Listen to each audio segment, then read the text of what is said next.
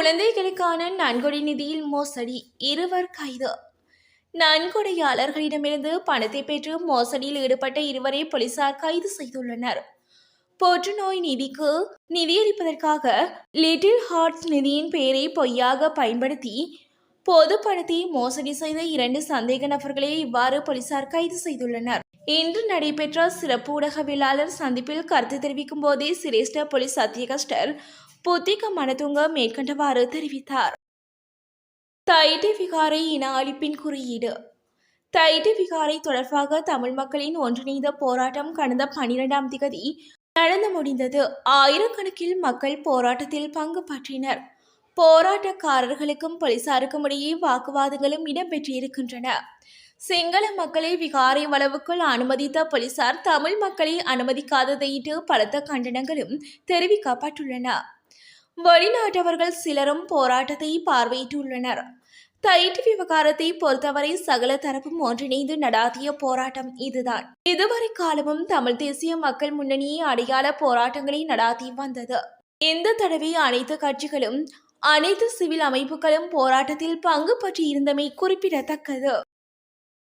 சாதாரண தர மற்றும் உயர்தர பாடத்திட்ட மாற்றங்கள் குறித்து வெளியான தகவல். புதிய கல்வி சீர்திருத்த திட்டத்தின் கீழ் பரீட்சை முறை மற்றும் சாதாரண தர மற்றும் உயர்தர பாடத்திட்டங்கள் மாற்றப்படாது என்று தேசிய கல்வி நிறுவனத்தின் பணிப்பாளர் நாயகம் மஞ்சுள விதனா பத்திரன ஊடகம் ஒன்றுக்கு தெரிவித்தார். சீர்திருத்தங்கள் கல்வி முறையில் பெரிய மாற்றங்களை கொண்டு வராது என்று கூறிய அவர் பரீட்சை முறை மற்றும் பாடங்களை புதுப்பிக்க கணிசமான அளவு நேரம் எடுக்கும் என்றும் குறிப்பிட்டுள்ளார். யாழ் செம்மணியில் மனித எலும்புக்கூட்டு எச்சங்கள் மீட்கப்பட்ட பகுதிக்கு தமிழ் அரசியல்வாதிகள் திடீர் விஜயம். தமிழ் தேசிய மக்கள் முன்னணியின் நாடாளுமன்ற உறுப்பினர் கஜேந்திரகுமார் பொன்னம்பலம் தலைமையிலான குழு செம்மணியில் மனித எச்சங்கள் கண்டுபிடிக்கப்பட்டுள்ள இடத்திற்கு திடீர் விஜயம் மேற்கொள்ள உள்ளார். இந்த தகவலை சற்று முன்னர் தமிழ் தேசிய பொதுமக்கள் முன்னணியின் ஊடக பேச்சாளரும் சட்டத்தரணியுமான கனகரட்னம் சுகாஷ் வழங்கியுள்ளார். சுற்றுலா விசாவில் வந்த இந்திய பெண் கைது. சுற்றுலா விசாவில் வந்து நகை தொழிலில் ஈடுபட்ட இந்திய பெண் வியாபாரிக்கு கல்முனை நீதவான் நீதிமன்றம் பிணை வழங்க உத்தரவிட்டுள்ளது. நகை தொழில் மற்றும் நகை கடைகளை நடாத்துபவர்கள் மற்றும் விசேட போலீஸ் பிரிவினர் ஆகியோரிடம் இருந்து கிடைக்கப்பெற்ற முறைப்பாட்டிற்கமைய கல்முனை தலைமையக பல்வேறு குற்றத்தடுப்பு பிரிவு சோதனை நடவடிக்கையை மேற்கொண்டுள்ளது. இதன்போது அம்பாறை மாவட்டம் கல்முனை மாநகர் சபைக்கு உட்பட்ட கிரீன்பீல்ட் வீட்டு திட்டம் அருகில் வைத்து சந்தேகத்திற்கிடமாக நடமாடிய பெண்ணை கைது செய்துள்ளனர். பதுளை மக்களுக்கு வெளியான முக்கிய அறிவிப்பு.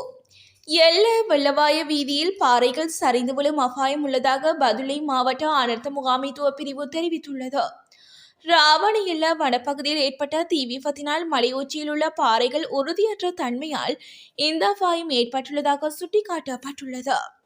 2 நாட்களாக எரிந்து கொண்டிருந்த தீயை தீவிர முயற்சிகளுக்கு பிறகு இன்று காலை அணைத்துள்ளதாக பதுளை மாவட்ட அனர்த்த முகாமைத்துவ பிரதி பணிப்பாளர் EML உதயகுமார தெரிவித்தார். முப்படைகள், வனவிலங்கு மற்றும் வன பாதுகாப்பு துறைகளின் ஒத்துழைப்புடன் தீ அணைக்கப்பட்டுள்ளது.